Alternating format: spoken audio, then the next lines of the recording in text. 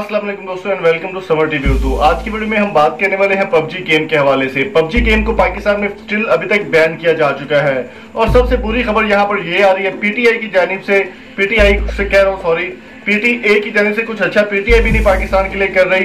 तो डिजिटल पाकिस्तान की बात करेंगे जिसको तबाह बर्बाद कर देगा पीटीआई की हुकूमत और पीटीए की जानिब से, पाकिस्तान टेलीकम्युनिकेशन अथॉरिटी की जानिब से।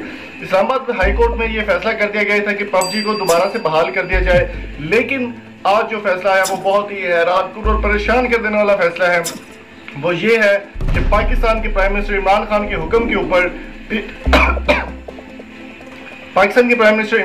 हुक्म के मुताबिक पीटीए ने पबजी को हमेशा के लिए बैन कर दिया। ये सबसे बुरी और एक्सक्लूसिव खबर आपसे शेयर कर रहे हैं कि पबजी को हमेशा के लिए बैन कर दिया गया और इस्लामाबाद हाई कोर्ट की जानिब से एहतराम मिलने के बाद भी, लेटर मिलने के बाद भी, फैसला होने के बाद भी पबजी को अनबैन नहीं किया गया। पबजी लवर्स जो है वो आज एक ट्रेंड कर रहे हैं ट्विटर पे के ऊपर जिसमें लिखा हुआ है पबजी खोलो इमरान खान हैशटैग के साथ।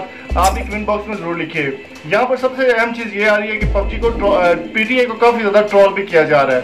काफी लोग कह रहे हैं कि पीटीए जो है वो इसको बंद कर चुकी है, लेकिन अब उसको अनबैन खोलना नहीं आ रहा पबजी को कि कैसे खोलनी है, और उनके स्टाफ के ऊपर भी काफी ज्यादा तनकीद का निशाना बनाया जा रहा है।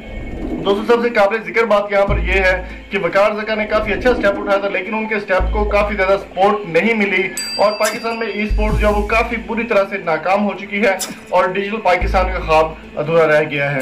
पीटीआई और पीटीए दोनों को मिलकर सोचना चाहिए कि पाकिस्तान और डिजिटल पाकिस्तान के ख्वाब को कैसे मुकम्मल करना है और किस तरह से काम करना है।